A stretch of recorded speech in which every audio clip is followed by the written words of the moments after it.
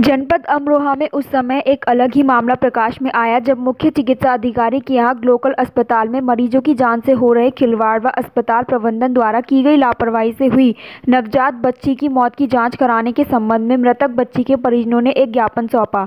शिकायतकर्ताओं का आरोप है कि गुलेरिया रोड स्थित लोकल अस्पताल में इलाज से संबंधित सभी मानकों द्वारा दरकिनार किया जा रहा है। मरीजों की जिंदगी के साथ खिलवाड़ हो रहा है। चिकित्सकों व अनट्रेन्ड स्टाफ की लापरवाही हद से ज्यादा गुजर चुकी है।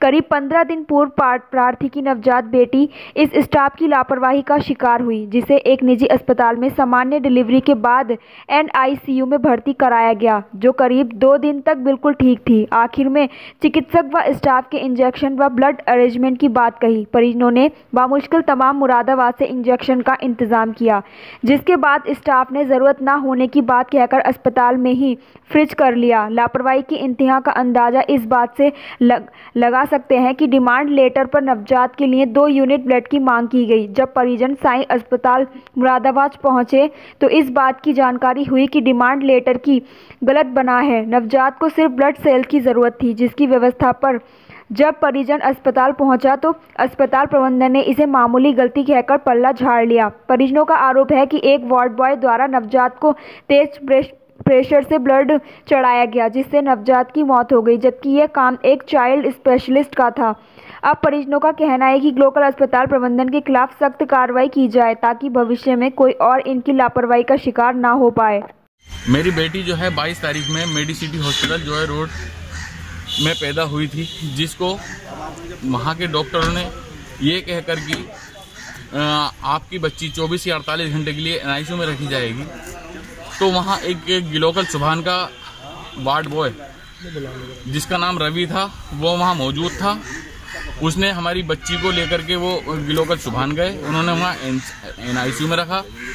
उसके बाद में हमारी बच्ची मूवमेंट में थी, ठीक थी, लेकिन हमारी बच्ची को उन्होंने ब्लड की रिक्वायरमेंट की, इंजेक्शन की रिक्वायरमेंट की, जिन्हें हमने सबको ला करके दिया और उन्होंने लाने के बाद में इंजेक्शन को फ्रीज कर लिया और बच्ची को हमारी खून जो चढ़ाया, सेल्स जो चढ़ाई, वो इस कंडीशन में चढ़ाई, इस स्पीड से चढ़ाई कि हमारी बच्ची उसको बर्दाश्त नहीं कर पाई और वो 2 दिन की बच्ची इस दुनिया से चली गई।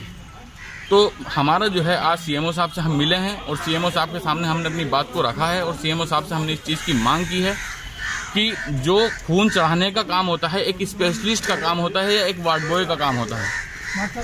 मेरी बच्ची को इन्होंने जाने अनजाने में लापरवाही के कारण लोकल हॉस्पिटल में मेरी बच्ची को मारा गया है, जिसकी CMO साहब से मिलकर के मैंने ये अपील की है, ये शिकायत की है कि इन लोगों को जो भी दोषी हैं जांच कर कड़ी से कड़ी कार्रवाई हो।